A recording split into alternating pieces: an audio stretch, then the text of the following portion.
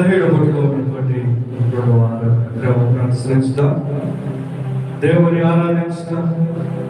దేవుడు ఆత్మ కనుక ఆయన ఆరాధించేవారు ఆత్మతో సత్యముతో ఆరాధింపవారు. మన తండ్రి అయిన దేవుని ప్రభువైన యేసు క్రీస్తు దేవుడు కృపా సమాధానము కలుగునుగాక. ఇది యెహోవా ఏర్పాటు చేసిన దినము, దీని యందు మనము స్తుతించి సంతోషించుదాము. ఓ ప్రభువా, మా పెదవుల తెరవు. తండ్రికి కుమారునికి పరిశుద్ధాత్మకు మహిమ కలుగునుగాక.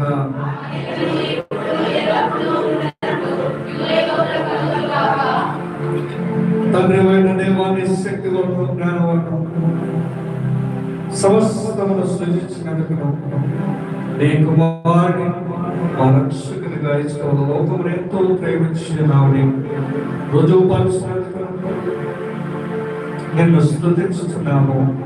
కుమారుడైన దేవ, మా ప్రార్థన నిమిత్తం అప్పుకప్పుడు నీవు తిరిగి లేచిన వల్ల మమ్మల్ని నీతిమంతులుగా చేయటకు పాపము తప్ప అన్ని విషయంలో మావలే చేయబడినందుకే నిన్ను స్తుతించుతున్నాము. పరిశుద్ధాత్ముడైన దేవాసంలో నడిపించి మా హృదయములలో దేవుని ప్రేమను గమనించినందుకే నిన్ను స్తుతించుతున్నాము. తండ్రి, కుమారుడు, పరిశుద్ధాత్ముడైన దేవా, వివేకములకు నీకే సమస్త స్తుతి మహిమ కలుగునుగాక. పాపము ఒప్పుకొని వాక్యమును విని నేను లేచిన తండ్రి ఎదుకు వెళ్ళి, తండ్రి, నేను పరలోకమునకు విరోధముగా నీ ఎదుట పాపము చేసేది, ఇక మీదట నీ కుమారుని నీ కుమార్తెని అర్పించుకుంటూ యోగ్యుడని కాదు.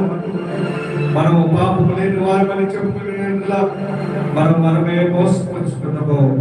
మరియు మనలో సత్యముండదు. మన పాపములను మనం ఒప్పుకునేలా ఆయన నమ్మదగిన వాడును నీతిమంతుడిని గనుక మన పాపములను క్షమించి సమస్త దుర్నీతి మనందరినీ పవిత్రులుగా చేయను. మనమందరము మోకరించి మౌనముగా నుండి మనం పరీక్షించుకుందాం.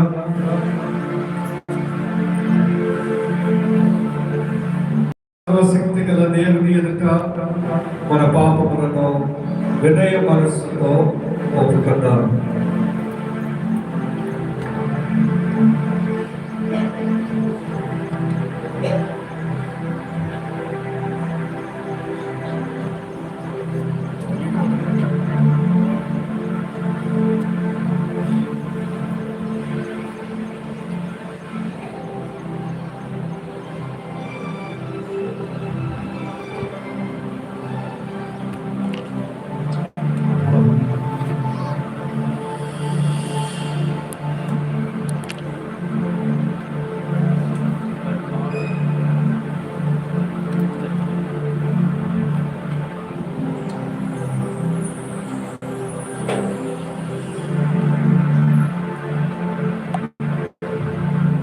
శరీర వ్యాధులన్నీ